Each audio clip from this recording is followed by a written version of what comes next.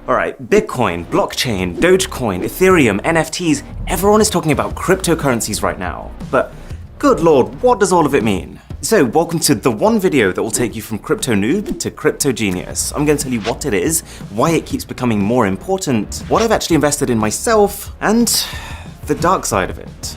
Okay, so when society was in its early stages, there was no such thing as money. We'll call this stage one. The only way to buy something off someone was to go up to them and be like, oh, I really like your horse. I'll trade you my cat for it. Sorry, Milo. I'd never trade you. But the issue with a system like that is that even though you might be perfectly happy to give up your horse, you just might not want a cat. So that trade will never happen. But that's where currency came in. Stage 2, coins, which, because they were made of precious materials like gold and silver, everyone just accepted that they were worth something. You've heard of the British pound, right? Well, the reason they're called pounds is because £1 literally just used to be £1 of silver.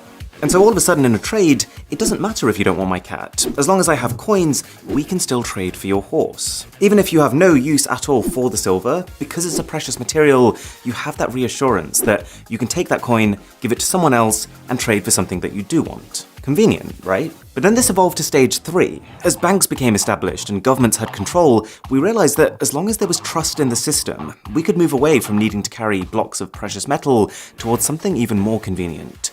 Paper money. It does the same thing, but now the money doesn't have value because it's made of pure silver, it just has value because the government says it has value. Like this £10 note here in the UK, the note itself is just made of, well, it's actually made of plastic. They changed it recently because it's more durable. But if you look closer, you can see that all this actually is the Bank of England promising that they will pay the bearer of this note £10. Really, this is just a receipt, a kind of proof that you own a certain amount of money.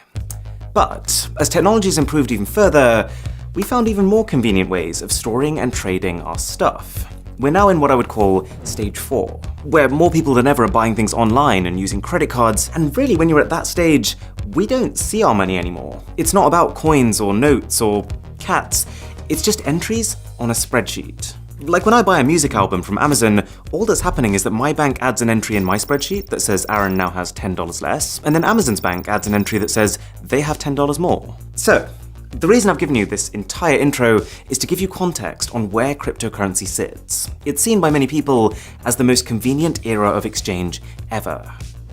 Stage 5.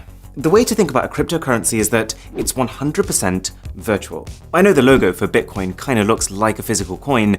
It really is a Bitcoin now. But with crypto, there is no gold, there is no silver, there is no paper. It really is just the transfer of digital assets. But the core concept is exactly the same. Think of them as literally just running spreadsheets of who's paid what to who. But instead of multiple banks keeping their own separate records, with crypto, there is just one enormous spreadsheet of every transaction made using that currency. And this is called a ledger. Okay, we all love a good spreadsheet, but what's all the fuss about? Why is everyone going crypto crazy? Well, there are some distinct advantages to a currency system like this. One, it's decentralized, which means that while every transaction of a given cryptocurrency is all recorded on the same ledger, there are many, many copies of that ledger, and anyone who is a part of the network has one. You might have heard of cryptocurrency mining, or Bitcoin mining. Well, all that is someone who set up a computer to crunch through transactions on their copy of this ledger or spreadsheet. There are already about 1 million Bitcoin miners around the world, and Bitcoin is just one type of cryptocurrency. The reason they're doing it? Well, if you dedicate your computer's power to mining, say Bitcoin, then you will earn some Bitcoin as compensation. So the result of this is that if I go into a store and spend 5 Bitcoins on something, then instead of just checking with one bank's records, the shop instead checks with every single computer on this network if I have enough. And assuming I do, each computer will give the go-ahead, and then every single one will update their records independently. So because you end up having this many copies of exactly the same ledger, it becomes very easy to tell if anyone's trying anything fishy. Who bought this?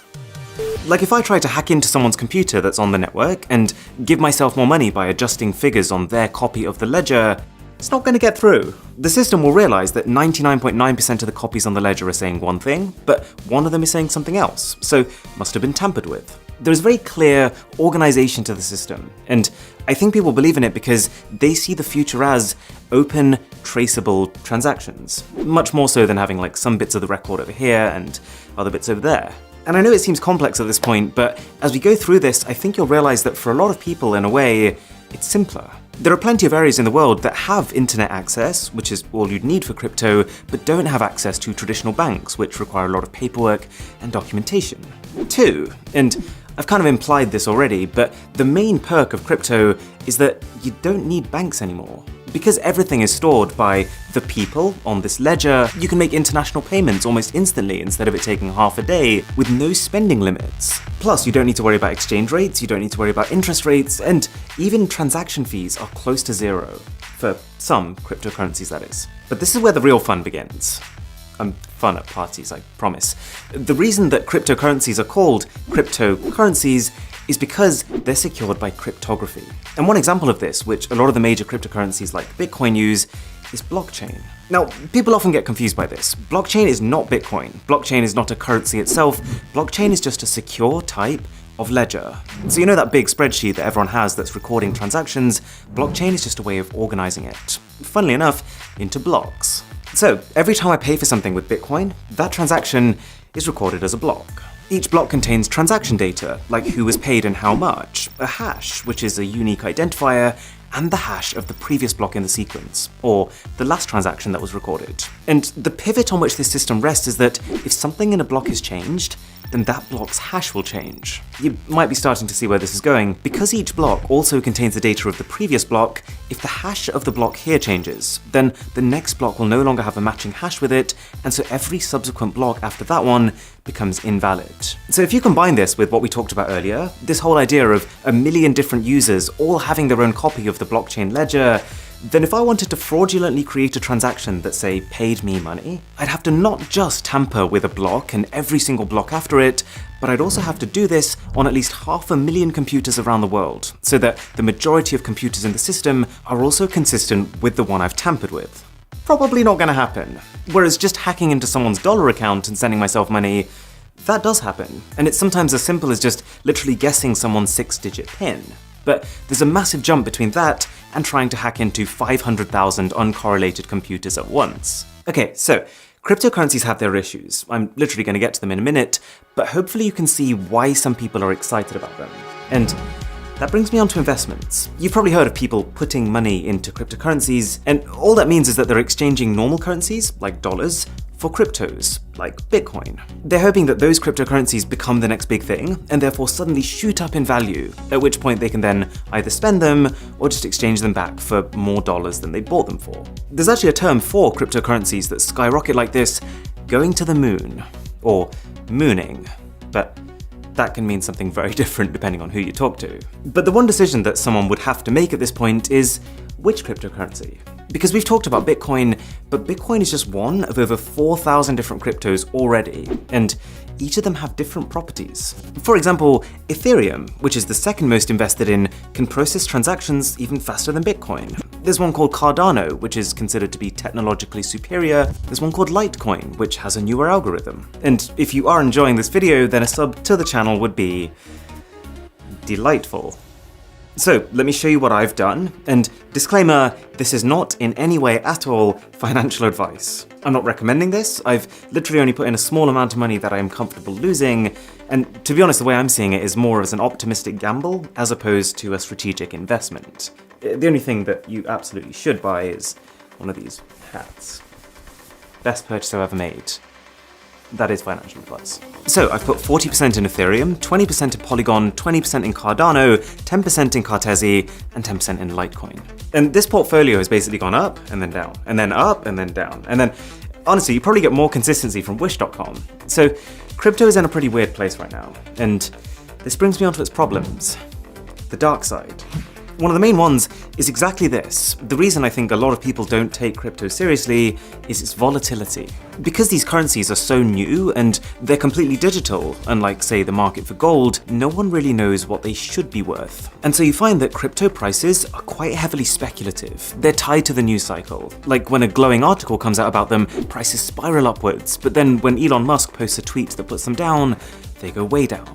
2 is the fact that they're not really accepted as a form of payment in well, most places. Like, yes, I can now book holidays with crypto, I can donate to Wikipedia with crypto, but there's been a lot of companies who are pretty back and forth with it. Microsoft, Tesla, even Burger King are examples of companies who said they were going to accept Bitcoin, and then they said they weren't going to accept Bitcoin. 3. There can be an environmental concern. See, the whole reason why a lot of these cryptos are so secure is because of this concept of transactions being verified many times by many computers. So I think it's a fair criticism that in itself creates a fundamental inefficiency. That much computing power requires a lot of electricity. But at the same time, you could counter this by saying that traditional banking uses more electricity, that there are newer coins with better technology that are more efficient, and that one day we'll be able to get that electricity from renewable sources.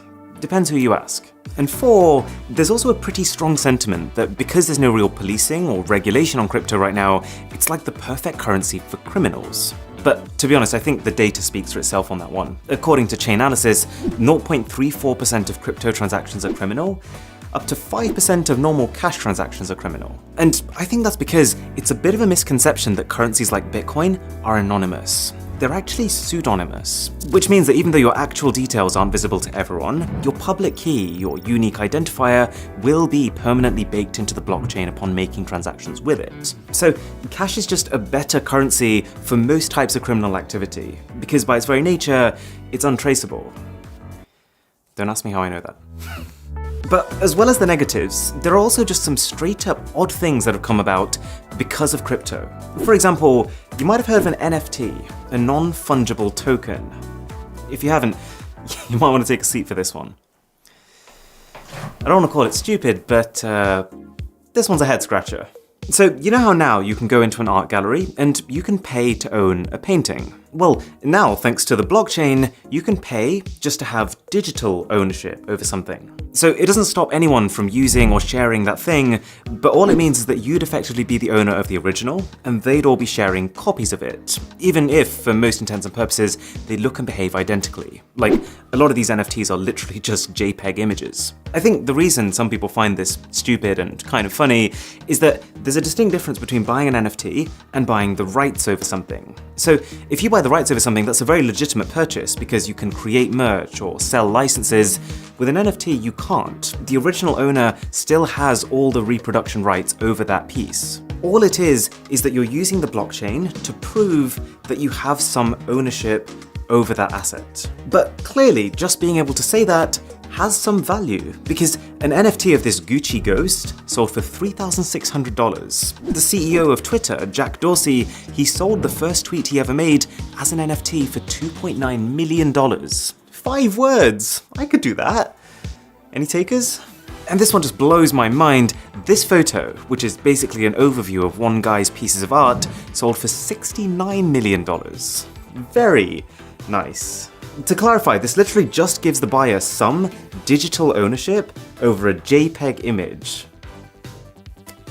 And finally, you might have heard of Dogecoin. Dogecoin is based on the same tech as Litecoin, but it was created as a joke. People started sharing it and putting a bit of money into it because they thought it was funny, but that propelled its value to the point where now we have people who have actually become millionaires just because they bought Dogecoin when it was cheap.